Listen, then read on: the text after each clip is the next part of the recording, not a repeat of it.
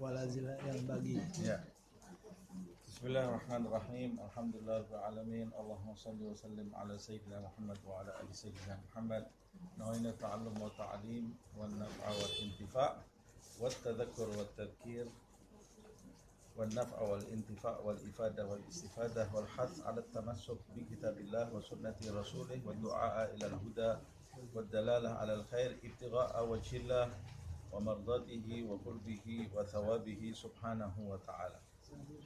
Kita melanjutkan kajian kitab Adab Sulukul Murid karya Al-Imam Abdullah ibn Alawi ibn Muhammad Al-Haddad. Kita di pertemuan yang lalu membahas masalah pentingnya menjaga kesucian, dan kita juga sama-sama membahas kesucian itu ada dua, suci dari hadas kecil dan hadas besar. Apa sebab-sebabnya yang menjadikan seseorang itu terkena hadas kecil dan hadas besar? Berbeda dengan najis. Hadas itu beda dengan najis. Kalau najis itu tidak menjadikan orang berhadas, tapi najis itu bisa menghalangi keabsahan ibadah yang memerlukan suci dari najis. Jadi orang yang berhadas, kalau dia terkena najis, dia tidak perlu wudhu lagi atau tidak perlu mandi besar lagi. Orang yang suci dari hadas terkena najis, dia tidak perlu mandi besar, tidak perlu wudhu lagi, hanya perlu menghilangkan najis itu saja. Nah, najis itu ada tiga. Kita semua sudah tahu nih ya, pelajaran fikih, najis mughalladhah, mukhaffafah, mutawasithah. Najis mughalladhah itu sesuai dengan namanya najis yang berat. Apa najis mughalladhah itu? Najis mughalladhah itu najis yang berasal dari air liur anjing. Pada dasarnya yang terdapat di dalam riwayat, najis mughalladhah itu hanya air liur anjing. Jadi anjingnya sendiri tidak disebutkan di dalam hadis, air liurnya yang termasuk najis. Najisnya mughalladhah. Waktu ditanya oleh sahabat, apa ya Rasulullah yang menjadikan najis? Nabi menjawabnya, wuluguha. Wuluguha itu air liurnya, air liur anjing itu. Tapi madhab Syafi'i, jadi kalau di madhab Maliki, anjing itu hukumnya tahir, suci. Jadi badannya ini suci. Air liurnya yang najis mughalladhah, itu di madhab Maliki. Tapi kalau di madhab Syafi'i, Imam Syafi'i itu menggunakan metode kias, perbandingan.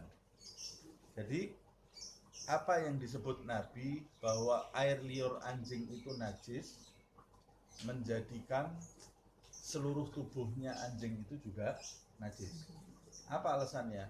Apalagi air kencingnya atau kotoran anjing itu lebih mughalladhah lagi. Apa sebabnya? Sebab mulutnya anjing itu yang paling bersih pada anjing itu adalah mulutnya, menurut Imam Syafi'i. Jadi mulut anjing itu tidak ada baunya sama sekali. Kenapa? Karena daim yalhath, karena dia selalu menjulurkan lidahnya, mulutnya kan terbuka, makanya tidak ada baunya sama sekali. Kalau kita manusia nutup terus mulutnya, sekali buka bau. Kalau anjing itu mulutnya selalu terbuka, makanya tidak ada baunya sama sekali mulutnya anjing. Nah, mulutnya yang tidak ada bau sama sekali itu, air liur yang ada di mulut itu, kata Imam Syafi'i, itu najisnya menurut Nabi mughalladhah. Lebih-lebih lagi tubuhnya, lebih-lebih lagi kotorannya. Nah, ini metode Imam Syafi'i seperti itu. Kemudian lebih jauh lagi Imam Syafi'i membandingkan, kalau anjing saja Nabi menganggapnya mughalladhah, lebih-lebih lagi babi. Babi itu aswa'u halan minal kalbi, kata Imam Syafi'i. Babi atau khinzir itu kondisinya lebih buruk lagi daripada anjing. Anjing masih bisa bermanfaat, digunakan untuk berburu, untuk jaga rumah. Nah, babi ini manfaatnya apa? tidak ada manfaatnya sama sekali, penyakit semua isinya. Dan binatang yang paling jorok adalah babi ini. Penyakitnya macam-macam. Andai kata tidak ada penyakitnya pun, Al-Quran mengharamkan itu, selesai. Itu sebabnya di dalam mazhab Syafi'i, najis mughaladhah itu najis yang bersumber dari anjing dan babi. Kenapa kok disebut mughaladhah? Karena cara membersihkannya susah, sulit membersihkannya. Tidak cukup diguyur dengan air. Cara menyucikan najis mughaladhah itu, satu, terlebih dahulu harus menghilangkan ainun najasah atau zat najisnya. Umpamanya baju kita atau lantai kita atau badan kita terkena najis mughaladhah, terlebih dahulu pertama kita harus menghilangkan zat najisnya. Umpamanya pupnya anjing ya harus dihilangkan dulu zat najisnya. Atau ada air liurnya ini, ambil tisu atau kain yang tebal dulu, bersihkan dulu air liurnya. Kemudian buang ke tempat sampah. Setelah itu baru kita guyur dengan air sebanyak 7 kali guyuran. Harus 70 kali guyuran. 7 kali guyuran. 70 kali, ingat apa bulan Rejab di Desember. 7 kali guyuran. Tidak boleh kurang dari 7. Boleh lebih. Kurang dari 7 tidak boleh. Boleh lebih. Walaupun lebih itu kadang-kadang dimakruhkan. 7 kali guyuran. Salah satu guyuran itu harus dicampur dengan tanah. Mau diletakkan di awal, mau diletakkan di tengah, mau diletakkan di akhir. Boleh juga tanahnya diletakkan di tempat najis itu, kemudian diguyur air. Nah, ini cara membersihkan najis mughaladhah. Ustaz, itu kan zaman Nabi membersihkannya dengan tanah. Zaman sekarang kan sudah ada sabun, sudah ada deterjen, sudah ada hal-hal yang bisa mematikan kuman.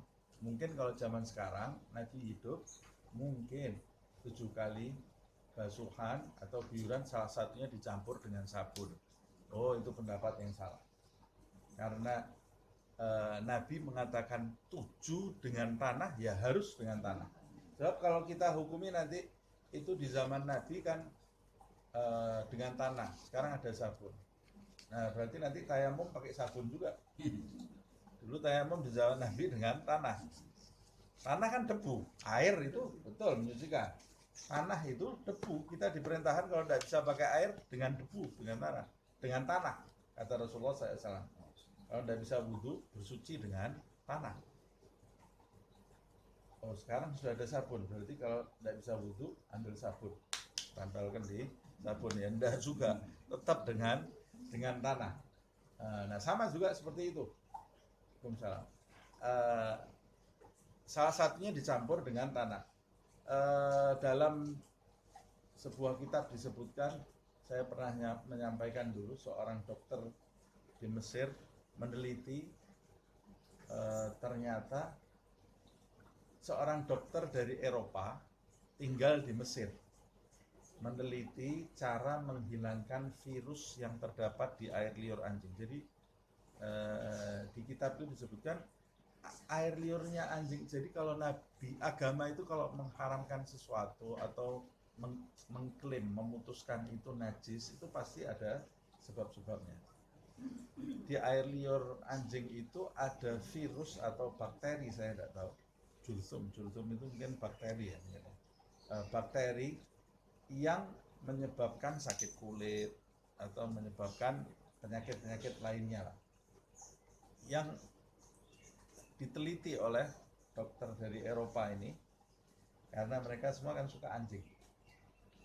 Diteliti supaya mengetahui bagaimana ini caranya mematikan bakteri itu. Dikasih deterjen, dikasih macam-macam, tidak mati-mati. Ini ada saya bacanya di kitab aja ini ya, tapi saya belum membuktikan juga. Kemudian dia masih meneliti itu, tiba-tiba ada bejana isinya tanah, nggak sengaja terkena tangannya, tanah itu jatuh di tempat proyek penelitian dia, jatuh, iseng dilihat oleh dia pakai mikroskop, mati semua bakterinya. Jadi bakteri yang di air liurnya anjing itu matinya malah justru dengan panah. Wah, dia bahagia sekali. Ternyata saya menemukan penemuan ini. Datang teman-temannya dokter dari Mesir, Muslimin, orang Islam semuanya. Kita menemukan penemuan ini. Apa itu? Bakteri di air liur anjing ini saya temukan bisa dimatikan dengan zat yang paling murah. Apa? Tanah campur zat cair, mati dia. Kata dia ini sudah diucapkan oleh Nabi kita 1400 tahun lalu. Rasulullah sudah mengajarkan, salah satunya dicampur dengan tanah. Nah, kemudian yang kedua ada najis mukhaffafah. Berbalik dengan najis mughalladhah. Kalau mughalladhah najis yang paling berat, kalau mukhaffafah itu najis yang paling ringan. Makanya disebut mukhaffafah, najasatun mukhaffafatun. Apa najis mukhaffafah itu? Najis mukhaffafah adalah najis yang berasal dari satu, kencing. Selain kencing itu bukan mukhaffafah. Kencingnya bayi atau anak kecil. Kencing anak kecil. Kencingnya dewasa bukan mukhaffafah. Anak kecil, kencing anak kecil yang belum berusia 2 tahun. Kalau sudah lebih dari 2 tahun, dia bukan mukhaffafah lagi. Laki-laki, kalau kencing bayi perempuan bukan mukhaffafah. Hanya kencing bayi laki-laki. Kenapa ini? Diskriminasi Islam ini ya. Kencingnya bayi laki-laki, mukhaffafah perempuan berat. Terhitung di atasnya kencing bayi laki-laki.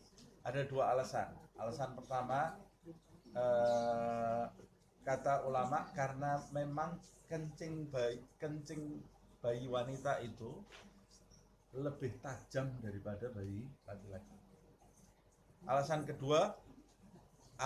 kedua, karena bayi laki-laki itu lebih sering dibawa orang tuanya keluar daripada bayi perempuan. Di masa Nabi Muhammad SAW, anak laki itu dibiasakan oleh orang tuanya diajak pergi ke majelis, diajak pergi berburu, diajak ikut keluar supaya dia itu pikirannya cepat terbuka dan punya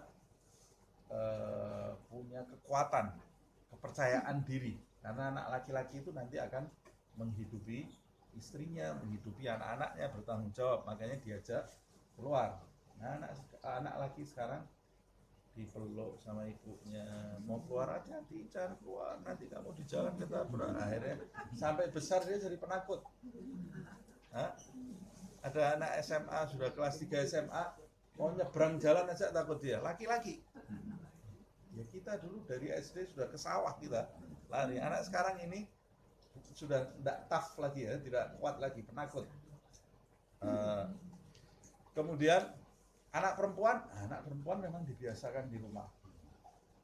Anak perempuan itu dibiasakan di rumah, mengurus rumah tangga, mengurus dapur, mengurus anak-anaknya, dibiasakan seperti itu.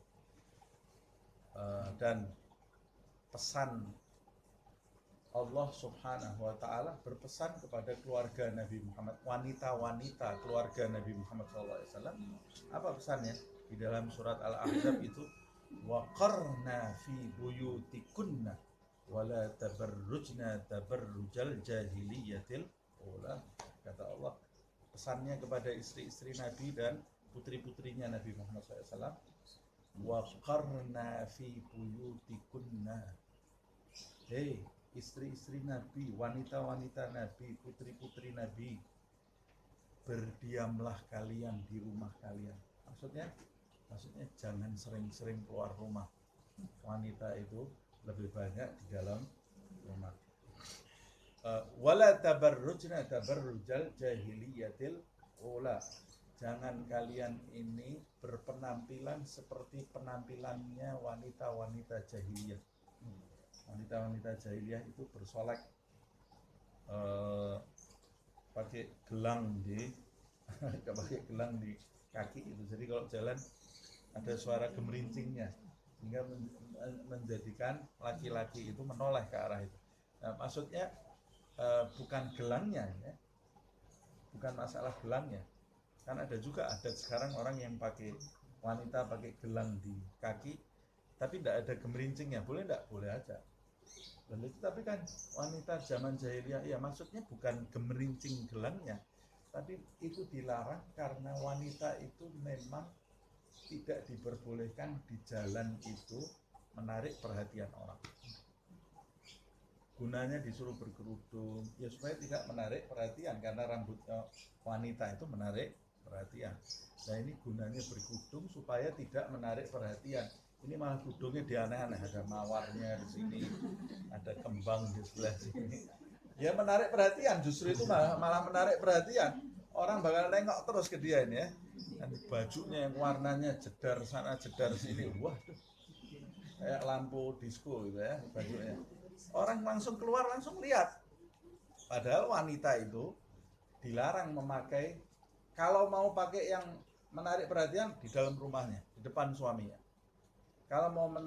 Kalau di luar, wanita itu diperintahkan memakai pakaian yang tidak menarik perhatian, karena bisa menimbulkan fitnah. Kenapa kok wanita, kok laki-laki? Ya memang yang menarik itu wanita. Laki-laki itu sama sekali tidak menarik gitu ya. Yang menarik itu wanita. Laki-laki sudah tangannya kasar, wajahnya kena matahari, hitam. Tidak ada menarik-menariknya sama sekali. Ada kumisnya, ada jenggotnya, tidak ada menarik-menariknya. Kalau wanita itu memang diciptakan oleh Allah Subhanahu wa Ta'ala menarik. Rahmat di dalam dirinya jauh lebih besar daripada laki-laki. Makanya dia gemulai, suaranya juga lebih halus, karena Allah Subhanahu wa Ta'ala meletakkan rahmatnya ke dalam diri wanita. Itu sebabnya Rasulullah SAW mengatakan, Allah menjadikan aku mencintai di dunia ini 3 hal. Nabi Muhammad ini Hubbib, artinya Hubbib itu berarti Allah menjadikan tabiatku di dunia ini mencintai 3 hal. Yang pertama, wanita. Jadi Nabi itu suka sama wanita ya. Tapi jangan dipersepsikan suka ini adalah suka yang negatif. Kenapa Nabi menyukai wanita? Para ahli hadis mengatakan sebab Allah Subhanahu wa Ta'ala itu meletakkan rahmatnya di dalam diri wanita melebihi laki-laki. Itu makanya di dalam tubuhnya wanita aja ada satu organ tubuh yang namanya rahim. Rahim itu apa sih? Rahim itu dari kata Arab namanya rahim. Rahim itu apa artinya? Rahim itu rahmat, kasih sayang.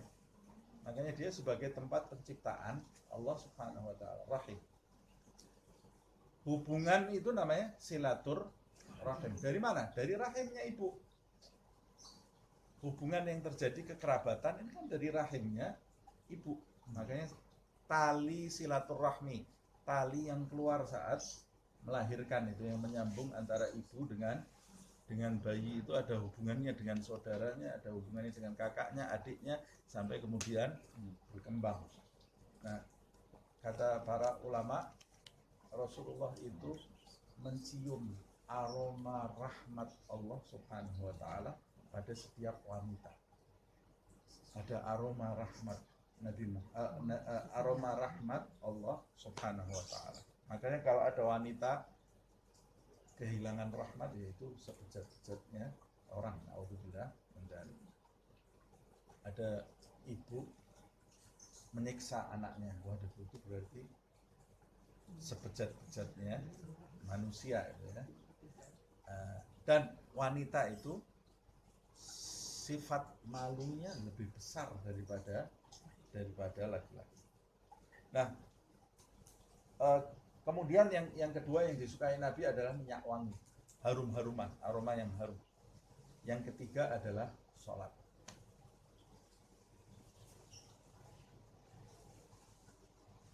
Tapi Nabi kemudian menutup sabdanya, wa ju'ilat qurrata aini fis shalah. Dari tiga ini yang paling aku sukai adalah sholat.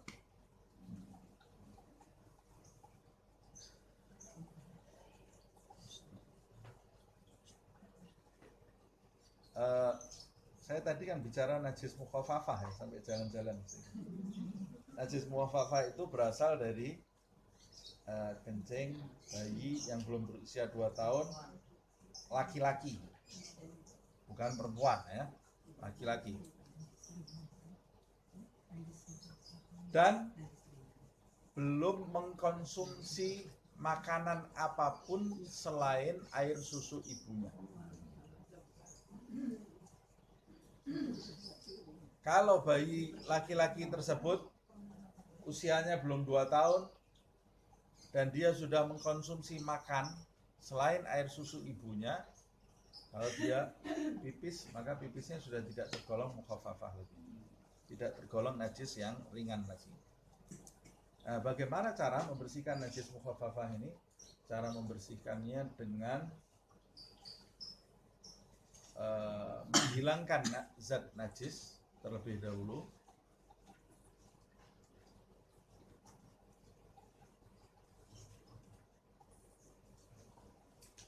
Yang kedua, memercikkan air. Cukup dengan memercikkan air. Beda antara memercikkan dengan mengguyur. Kalau mengguyur kan harus dituang.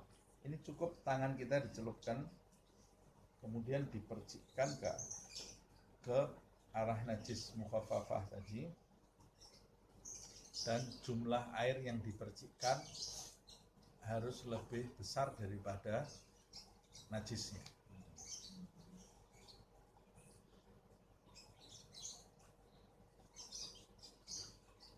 Nah, itu terjadi pada waktu Nabi Muhammad SAW datang ke rumah sahabat yang baru mendapatkan bayi laki-laki. Kemudian sahabat itu meminta Nabi untuk mentahnik. Tahnik itu ambil kurma, digigit sampai halus, ambil sedikit, bercampur dengan ludah, ambil sedikit, satu tetes saja gitu, terus masukkan ke mulut bayi. Sunnah itu, sunnah Nabi Muhammad SAW. Tahnik itu biasa dilakukan disunahkan dilakukan oleh orang-orang soleh. Jadi kalau kita punya anak, bawa ke orang soleh, bawa ke ulama, bawa orang yang tunduk kepada Allah Subhanahu wa Ta'ala, yang mulutnya tidak pernah mencaci siapa-siapa, mulutnya tidak pernah menggunjing siapa-siapa, orang yang banyak diamnya, rajin berzikir, kalau terbuka mulutnya keluar hikmah, kata-kata yang baik. Nah, itu orang soleh. Tapi kalau serbannya segini, pakai jubah, pakai sal, mulutnya nyaci orang, bukan orang soleh. Itu bukan orang soleh. Nah, orang soleh itu bukan pada penampilannya, tapi orang soleh itu pada perilakunya. Perilakunya bagaimana? Bukan pada penampilannya. Datang sahabat-sahabat Sayyidina Umar ke Sayyidina Umar. Dia bilang, di dalam ada orang soleh, Amirul Mukminin, di dalam ada orang soleh. Kata Sayyidina Umar, dari mana kalian tahu dia itu orang soleh? Sholatnya aja nangis. Kata sahabat, itu di masjid itu, orang itu sholatnya nangis. Kata sahabat. Kata Sayyidina Umar, sudah kamu coba dengan uang? Kamu pernah berinteraksi uang dengan dia? Belum. Kamu pernah pergi bareng perjalanan jauh? Belum. Kalau gitu jangan terburu-buru sebut dia orang soleh. Orang itu kalau mau tahu soleh atau tidak, diuji dulu dengan jual beli. Nah, kadang-kadang sholatnya nangis, Tapi begitu ngelihat uang yang warnanya merah, lupa semua nangisnya tadi ya. Langsung ambil haknya orang, diambil. Utang nggak bayar-bayar, mau nangis sampai habis air matanya juga, nanti meninggalnya bisa berbahaya kalau nggak bayar utang. Kemudian sholatnya nangis, zikirnya nangis. Kalau diajak pergi bareng perjalanan jauh, egois, maunya dia enak sendiri, maunya menang sendiri, maunya dia yang paling diperhatikan. Wah, ini bukan orang sholat. Orang sholat itu teruji dengan dua hal ini. Nah,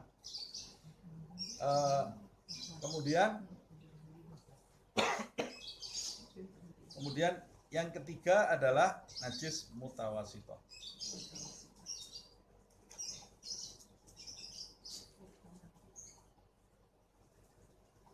Ini sekalian saya bahas ini, barangkali ada yang belum paham gitu ya. Najis mutawasitoh itu apa sih? Najis mutawasitoh itu sesuai dengan namanya. Oh, tadi saya belum selesai itu ceritanya Nabi Muhammad itu. Waktu sampai ke rumah sahabatnya, kemudian Nabi mentahnik. Waktu ditahnik, bayinya ini ngompol di bajunya Rasulullah SAW. Itu kalau kita kan pasti segera kita serahkan ke ibunya atau ke bapaknya. Jangankan bayinya orang lain, bayi saya sendiri kalau bapaknya ngompol di sarung saya, langsung saya serahkan istri saya. Ini repot ini, lagi mau ke masjid, mau ngasih pengajian. Nah, laki-laki itu, apalagi laki-laki, kalau perempuan sudah biasa lah. Bayinya muntah, bayinya kencing, sudah dia diem aja, itu anaknya dia kan. Tapi kalau bapak itu biasanya langsung diserahkan ke istrinya.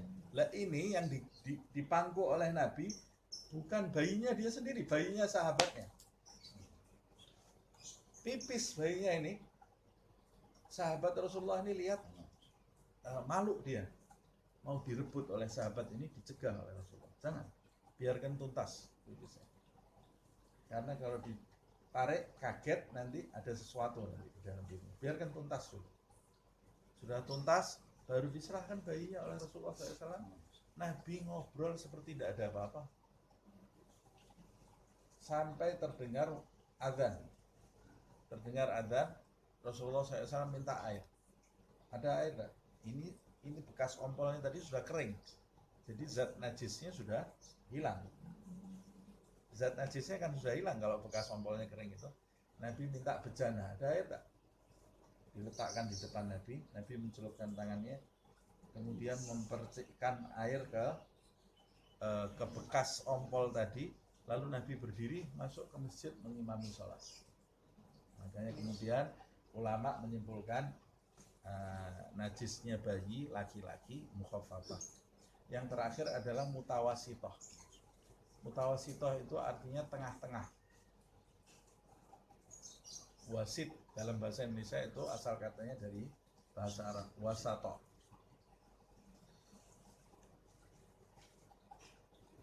Apa itu najis mutawasitoh? Najis mutawasitoh adalah seluruh najis selain najis mughalatoh dan najis mukhaffafah. Selain najis mughalatoh dan mukhaffafah itu adalah najis mutawasitoh. Apa tadi mughalatoh? Anjing, babi. Mukhaffafah, kencing laki-laki, bayi laki-laki.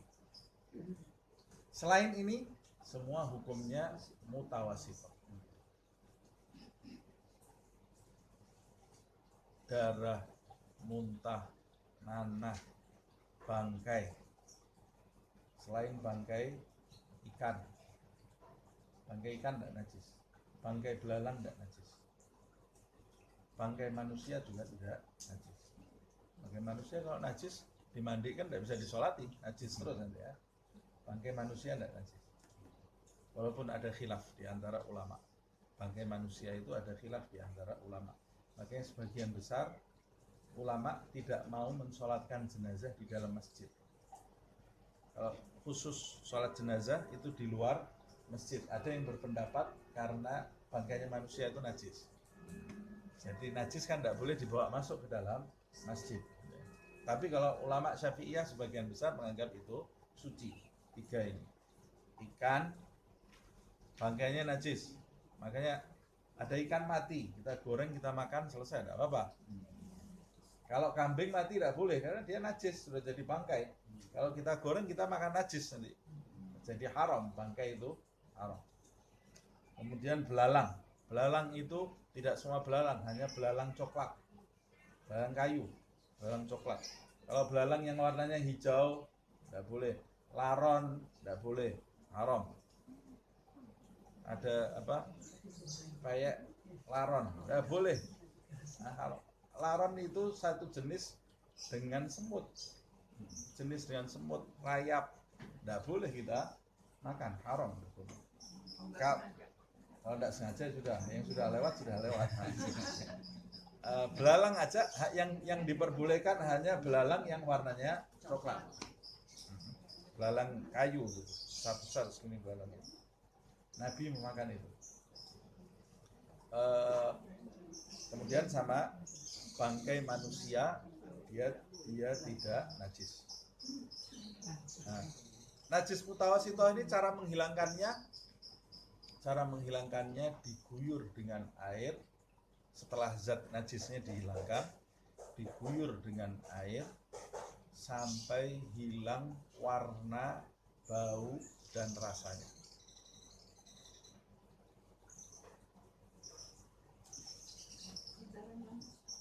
Ya.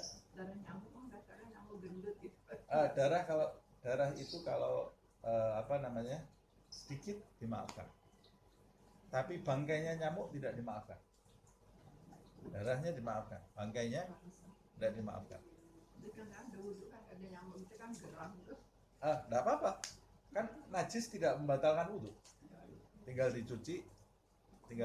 Makanya ini kita belajar najis bukan tidak ada kaitannya dengan hadas. Saya sampaikan.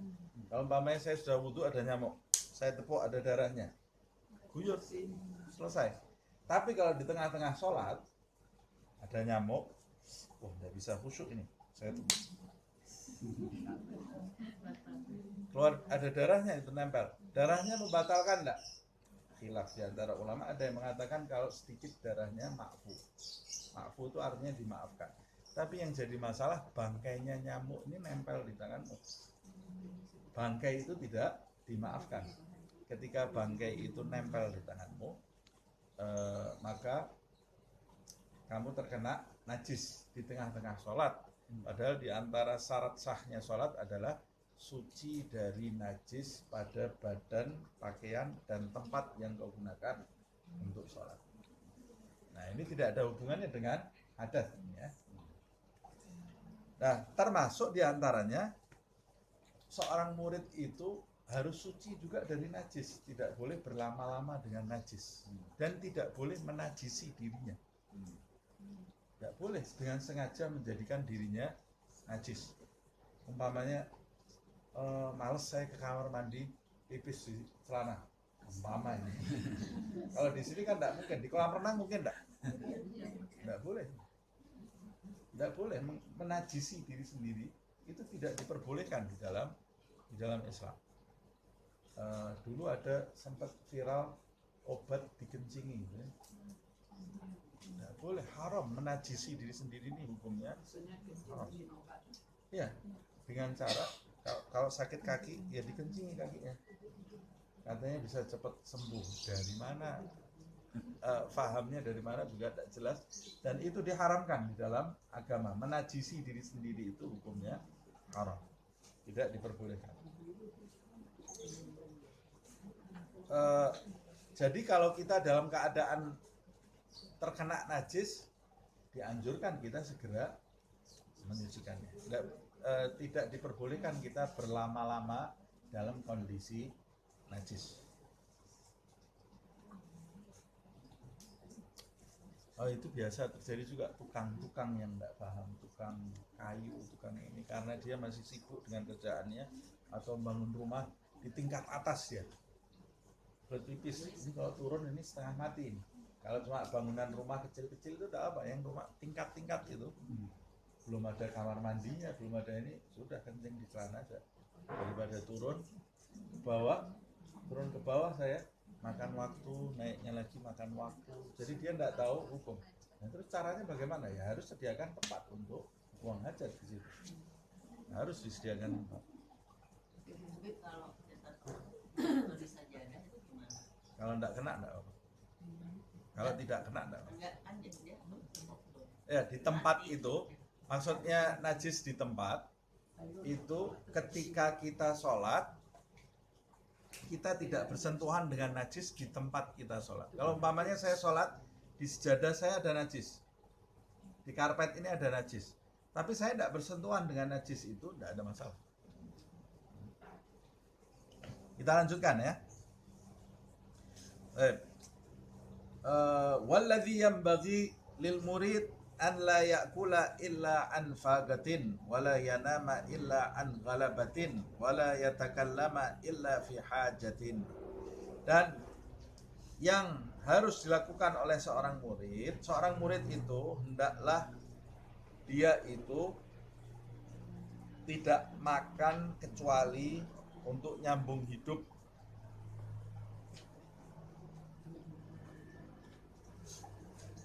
tidak tidur kecuali ketiduran. Wah ini susah nih ya. Dan tidak bicara kecuali hanya ketika bicara itu diperlukan. Ini paling susah.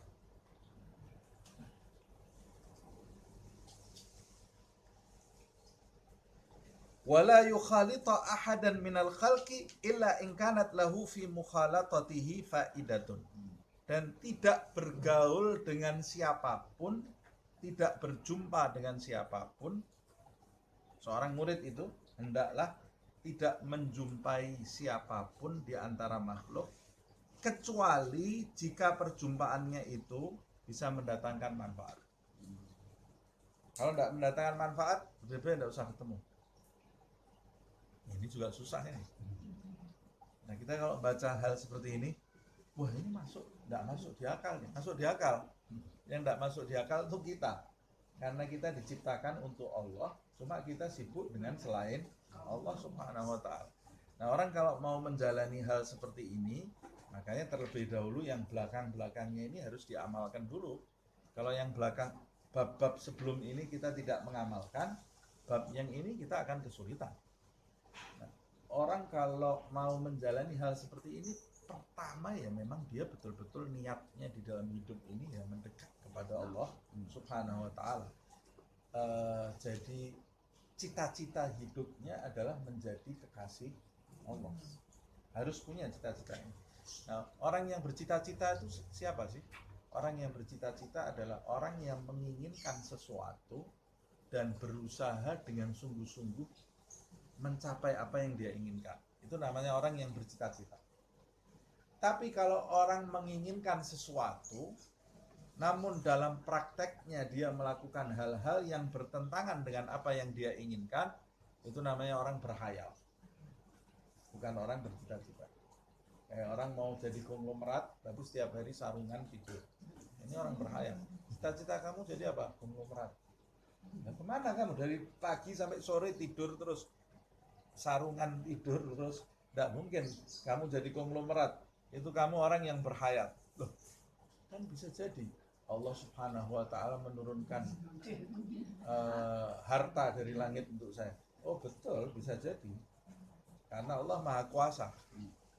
Tapi itu ucapan orang yang bodoh. Ucapan orang bodoh. Coba kamu jangan makan. Nanti kalau siang-siang lapar, tidak usah pergi ke dapur. Tidak usah pergi ke dapur. Kan bisa Allah mengenyangkan perutmu tanpa makanan. Rasa kenyang kan dari Allah Subhanahu wa ta'ala. Atau Allah menjadikan makanan yang di dapur itu jalan sendiri masuk ke perut. Bisa enggak? Bisa aja. Bisa makanannya naik ke tempat tidurmu. Ayo makan saya. Bisa kalau Allah mau ya. Bisa. Allah bisa menjadikan tangan kita berbicara kok. Allah itu bisa menjadikan tangan kita ini berbicara. Tapi kan itu ucapan orang bodoh itu. Giliran makan siang dia lapar, bangun dia cari makan. Giliran kerja malas. Rezeki di tangan Allah. Malas kamu, bukan rezeki di tangan Allah. Sama juga orang mau mencari kedudukan di sisi Allah Subhanahu wa ta'ala. kalau Allah memberi hidayah kan saya pasti dapat hidayah. Itu kamu males namanya. Ucapan kamu itu betul ucapan kamu itu, tapi kamu tujukan untuk menutupi rasa malasmu. Kamu ucapkan dengan tujuan yang salah. Ucapan yang benar tapi diucapkan dengan tujuan yang salah. Kalimatul haq uridu biha batilun. Kalimat yang hak tapi ditujukan untuk kebatilan, untuk sesuatu yang salah. Nah, kalau kamu memang benar-benar bercita-cita jadi kekasih Allah Subhanahu wa taala, ini yang harus kamu lakukan. Satu, tidak makan kecuali faqah. Faqah itu darurat, nyambung hidup. Tuh, ini susah ini ya. Tapi ya itu memang yang harus dilakukan.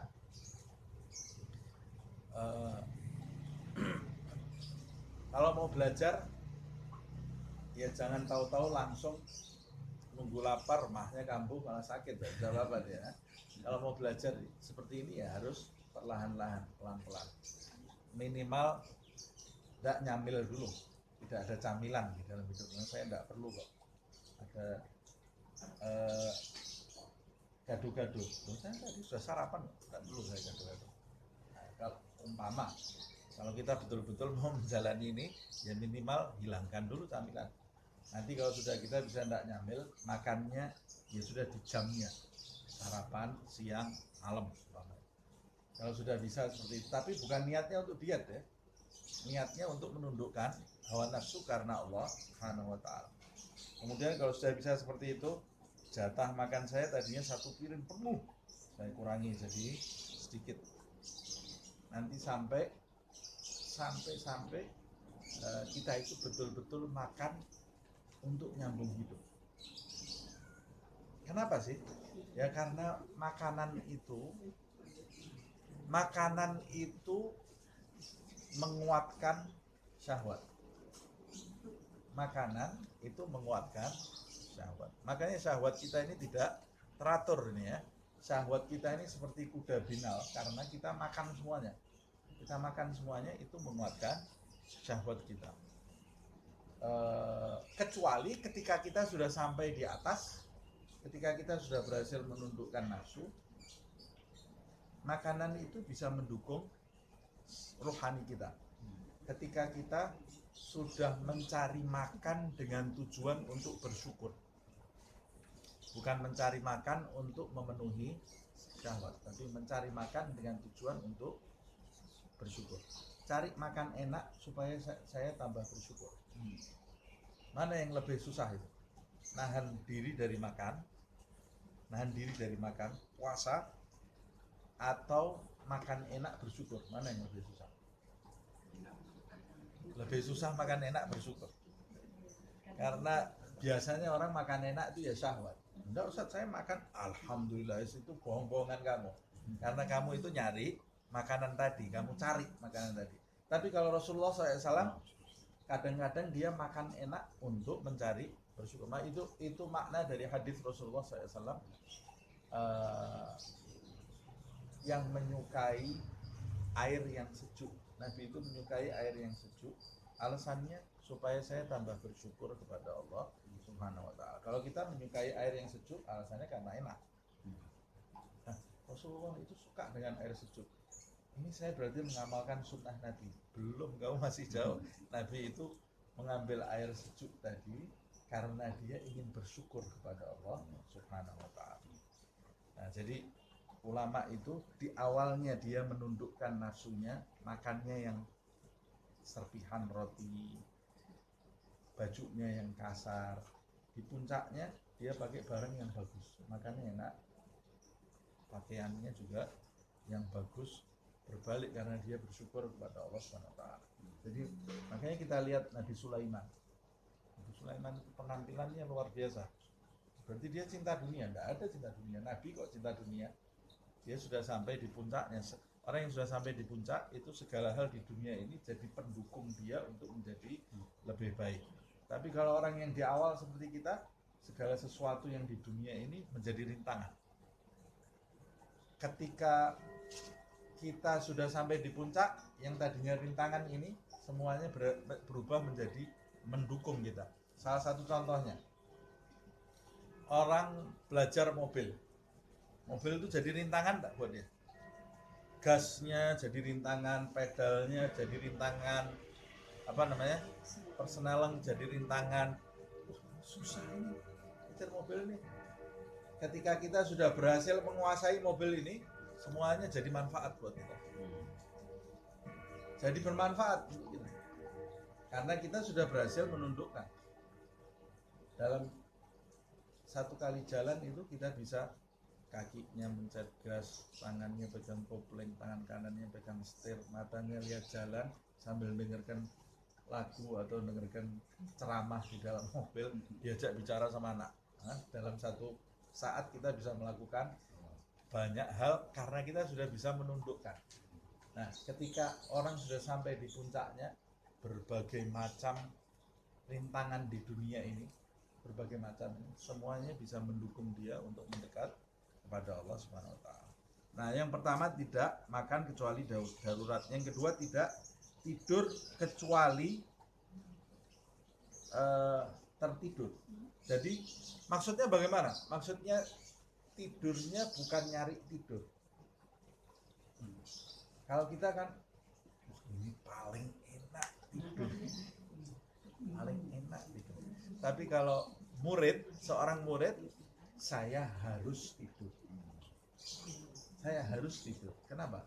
Kalau saya tidak tidur nanti saya menyakiti diri saya sendiri.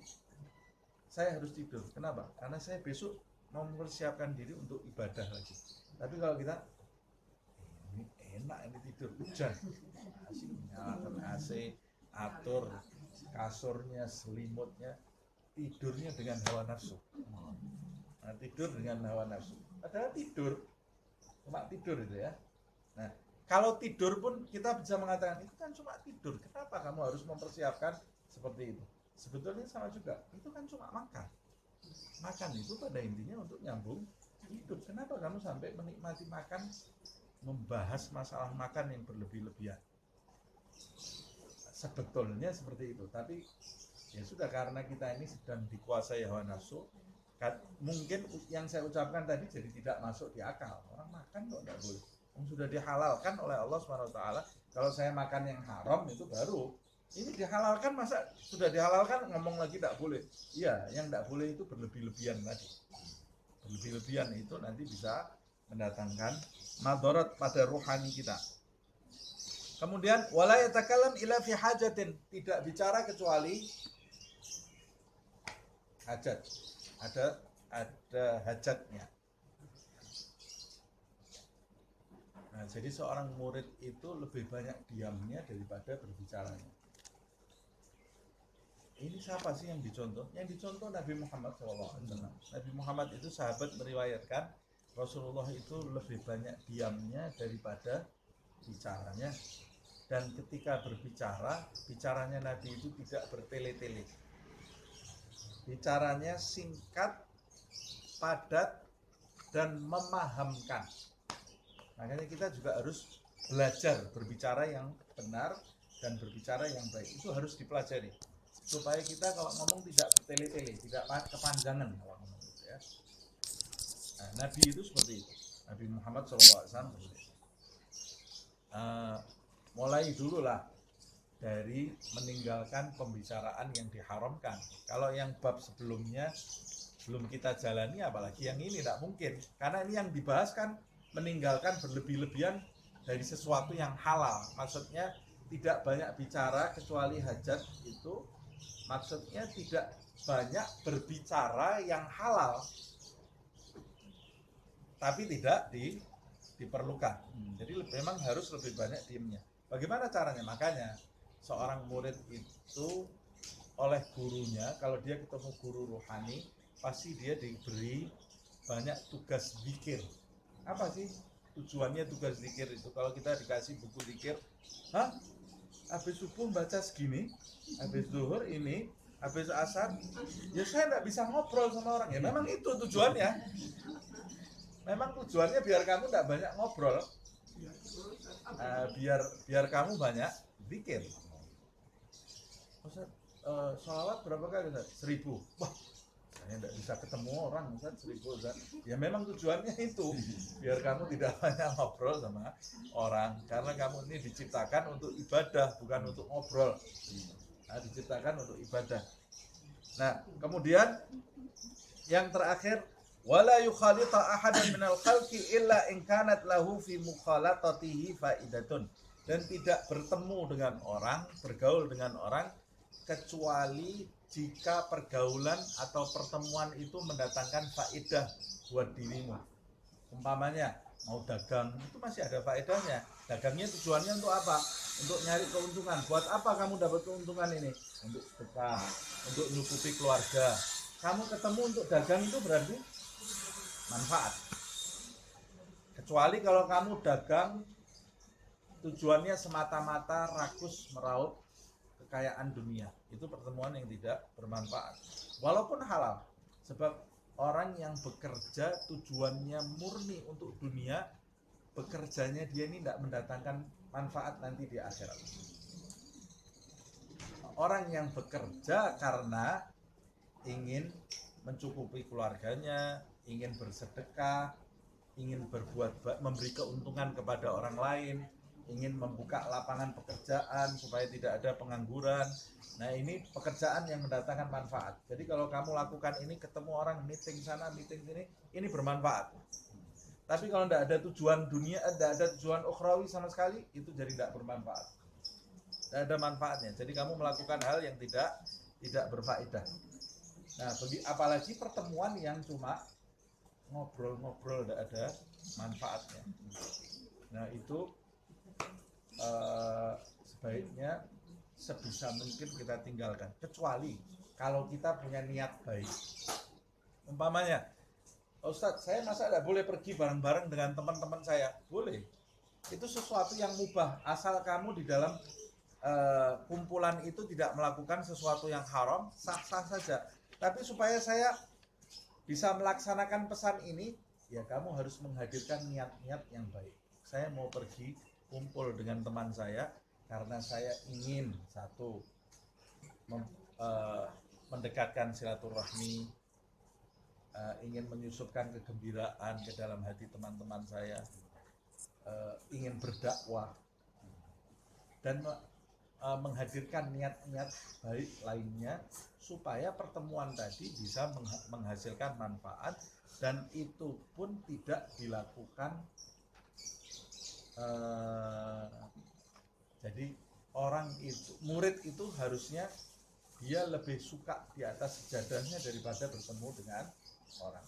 Tapi jangan difahami salah nih ya, jangan difahami salah. Jadi kalau dia harus bertemu orang, dia itu harusnya bertemu orang itu dalam keadaan terpaksa. Dalam keadaan terpaksa. Sebab saya diciptakan bukan untuk manusia, saya diciptakan untuk Allah. Nah, jadi maunya Al-Imam Abdullah bin Ali Al-Haddad itu, kamu ini tidak bergaul dengan orang kecuali untuk sesuatu yang penting, sebab kamu itu tidak diciptakan untuk orang, kamu diciptakan untuk Allah Subhanahu wa taala. Berarti saya tidak boleh bergaul? Boleh. Bukan tidak boleh. Tapi kalau kamu mau bergaul, bergaullah dengan orang yang bisa mendatangkan manfaat bagi dirimu. Kita lanjutkan tinggal sedikit ini ya. Waman aksaral akla, alasannya ini, siapa yang memperbanyak makan, gosa galbuhu, orang yang banyak makan hatinya akan keras. Ini yang dimaksud adalah makanan yang halal. Bagaimana kalau yang haram? Dalam sebuah riwayat disebutkan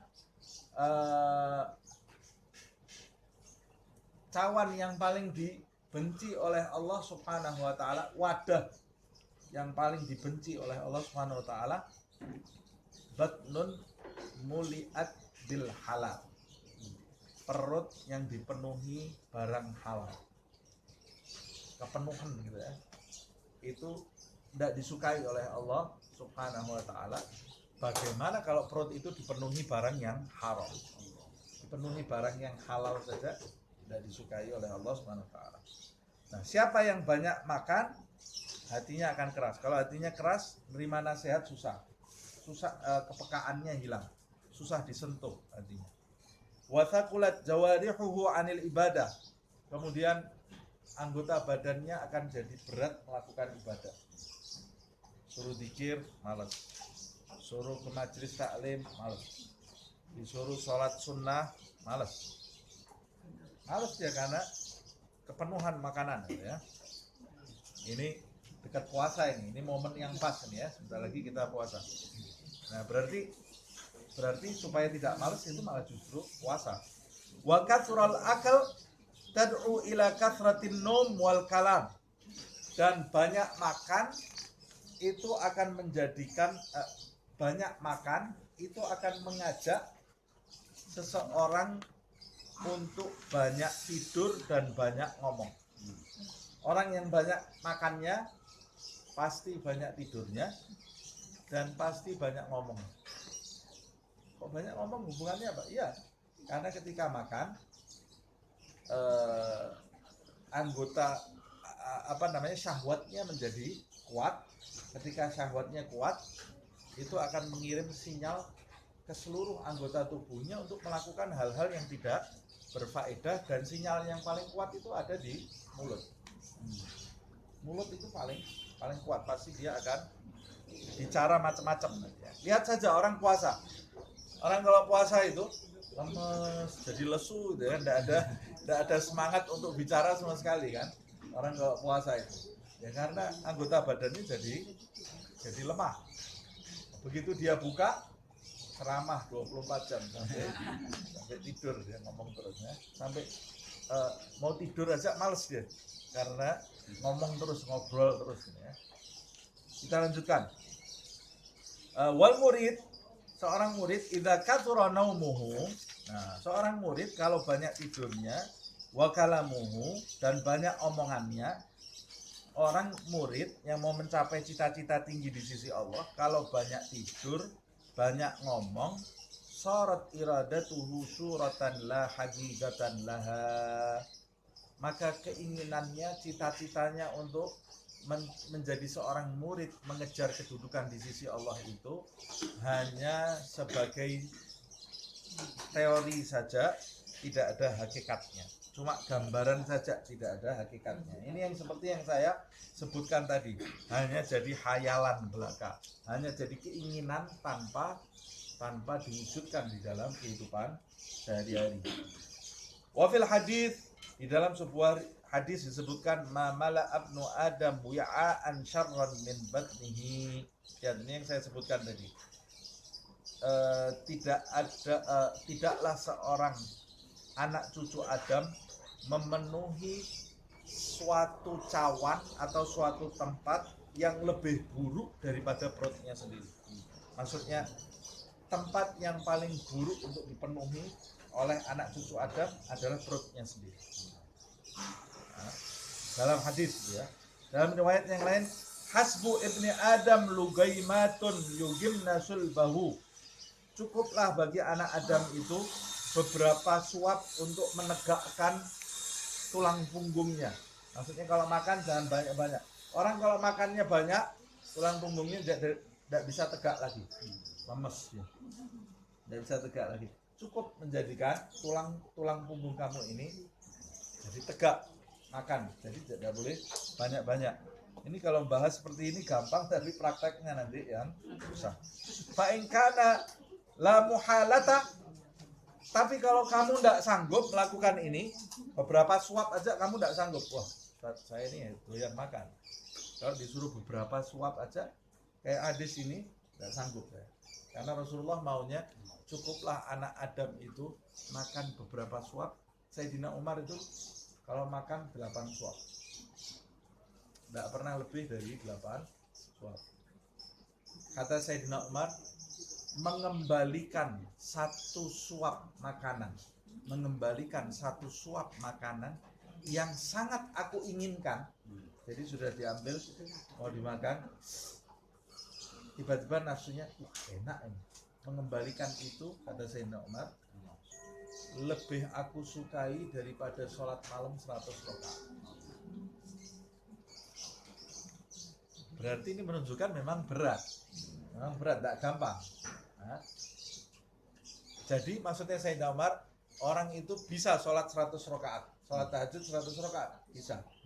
Tapi urusan makan itu lebih susah. Lebih susah. Padahal yang betul-betul menundukkan nafsu ya urusannya ya makan ini. Makan ini yang ada kaitannya dengan nafsu. Kalau suruh zikir 1000 bisa dia, 1000.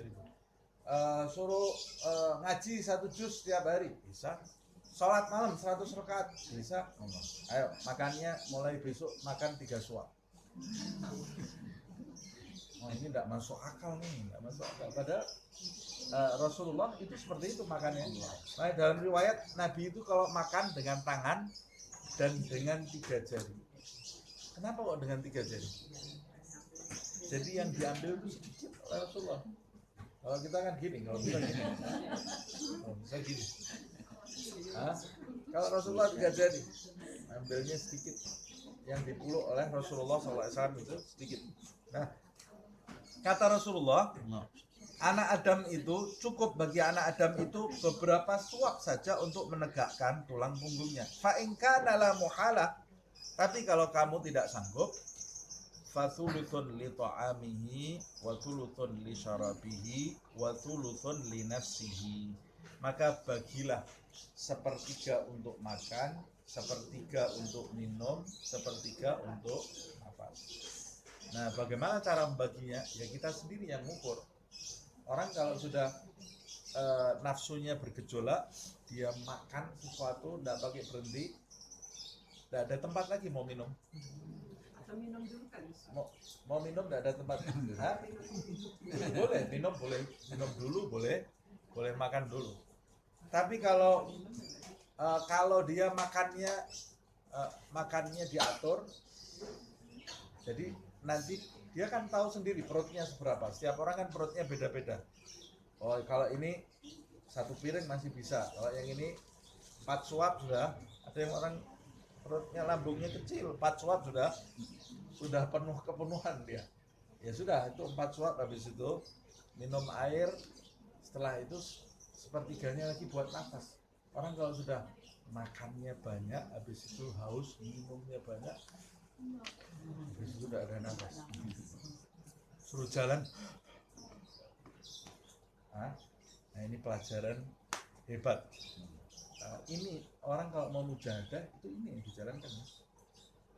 Menahan diri dari maksiat, menahan dari hati kita itu lintasan-lintasan buruk, sombong, kemudian menahan nafsu kita makan yang banyak, minum banyak, ngomong banyak.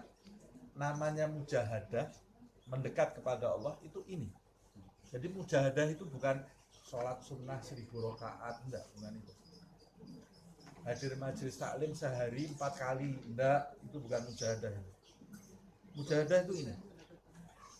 Kamu kalau bisa melaksanakan ini, ya kamu terbang mendekat kepada Allah Subhanahu wa ta'ala. Nah, sebagian orang, bukan sebagian besar umat Islam sekarang ini hanya mau melaksanakan apa yang dia sukai. Terus dia berasa dirinya sudah jadi wali lagi. Oh, saya suka ini ibadah yang ini saya suka. Dia laksanakan terus itu. Yang lain-lainnya tidak suka saya. Terus nanti kalau ada orang tidak bisa melaksanakan seperti yang dia sukai, ini orang kesian. Saya mampu melaksanakannya. Padahal di dalam dirinya ini banyak sekali yang PR yang belum diselesaikan. PR besar kita sebelum Israel datang itu buku ini. Untuk diamalkan di dalam kehidupan sehari-hari, sekali lagi bertahap. Bukan langsung serta-merta. Kalau kita bisa makan 1/3 untuk makan, 1/3 untuk air, 1/3 untuk nafas, ini yang saja bisa kita lakukan, itu sudah hebat gitu ya. Ya, itu hadis Rasulullah SAW ketika dihadiahi oleh Raja Mesir. Ada Raja Mesir menghadiahi Nabi Muhammad SAW dengan beberapa hadiah. Di antara hadiahnya adalah seorang tabib, dokter. Di antara hadiahnya dari Raja Mesir itu dokter. oleh Nabi hadiahnya semua diterima karena Nabi tidak pernah menolak hadiah kecuali dokter ini. Dokter ini kembalikan. Kata Rasulullah SAW, kita tidak perlu dokter. Sebab kata Nabi, nahnu qaumun la na'kulu hatta naju wa idza akalna lam nashba. Kita adalah sekelompok kaum yang tidak makan kecuali lapar. Susah nih ya. Tidak makan kecuali kalau lapar. Tapi yang lebih susah lagi, dan ketika kita makan kita berhenti sebelum kenyang. Itu lebih susah lagi. Lebih susah lagi. Ketika kita lapar itu berarti ketika kita lapar, ketika kita makan berarti ketika kita lapar kemudian ada makanan. Itu biasanya ya makannya 2 piring lah. Lapar luar biasa, depannya ada makanan ya 2 piring saya makannya. Ini lebih susah lagi ketika kita lapar kemudian ada makanan, kita makan itu dan berhenti sebelum kenyang. Ini lebih susah. Makanya kata Sayyidina Umar, mengembalikan makanan atau suapan yang nafsuku menginginkannya lebih aku sukai daripada sholat 100 rakaat, sholat malam ini 100 rakaat. Saya bisa jalannya separuh. Makan sebelum lapar, karena makan terus jadi nggak pernah lapar. Tapi benar sebelum kenyang itu berat. Iya, iya, ya biasanya orang kalau apa namanya menahan diri dari makan itu lebih gampang. Puasa itu menahan diri dari makan gampang. Begitu buka dikodok semuanya ini ya, makan dari pagi siang semua dikodok. Makanya kata Al-Imam Al-Ghazali, di antara sir rahasia puasa itu ketika kamu berbukanya sedikit, tidak banyak. Sebab ketika kamu berbuka banyak, maka sir rahasia dari puasa itu hilang. Sebagian orang kata Imam Ghazali, di bulan Ramadan makannya lebih banyak daripada selain bulan Ramadan. Padahal itu bulan puasa. Di bulan Ramadan malam itu bukanya, terus ada korketnya, ada pastelnya, kemudian nasinya setelah sholat, habis itu taraweh ada bakso, sahurnya sebelum tidur ada makanan lagi, sahur ada makanan lagi. Ini lebih baik di bulan selain Ramadan kamu tidak seperti ini makannya. Ini lebih hebat makan kamu daripada selain bulan Ramadan. Padahal tujuannya di bulan Ramadan itu kamu memuasakan dirimu syahwat. Baik, kita lanjutkan insyaallah di pertemuan yang akan datang. Semoga Allah Subhanahu wa taala mengampuni dosa-dosa kita, mengampuni segala kesalahan kita, menjadikan nafsu kita nafsu yang mutmainnah, nafsu yang diridhoi oleh Allah Subhanahu wa taala, diridhoi jasad kita, diridhoi ruh kita, diridhoi hati kita, diridhoi sir kita oleh Allah Subhanahu wa taala, diberi kebaikan pada jasad, pada ruh, pada hati, pada sir kita di dunia dan di alam barzah nanti, di hari kebangkitan dan di akhirat insyaallah. Amin ya rabbal alamin. Semoga Allah Subhanahu wa taala memberkahi kita di bulan Rajab dan Sya'ban, menyampaikan kita ke bulan Ramadan dalam keadaan sehat walafiat lahir batin. Amin. Al-Fatihah.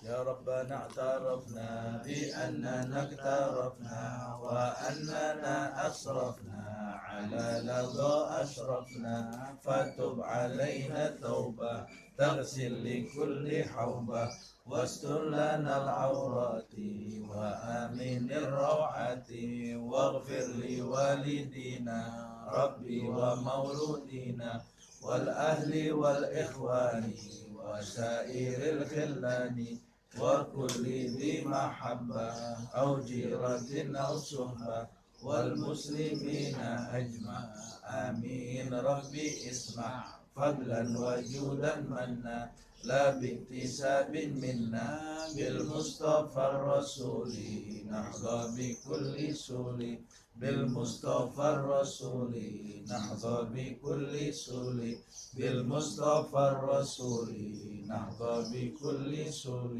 صلى وسلم ربي عليه عد الحب وآله والصحب أجداد طش الصحب والحمد للإله fil bad'i wa tanahi. Subhanakallahumma wa bihamdika asyhadu an la ilaha illa anta astaghfiruka wa atubu ilaik. Subhana rabbika rabbil izzati amma yasifun wa salamun alal mursalin walhamdulillahi rabbil alamin. Wal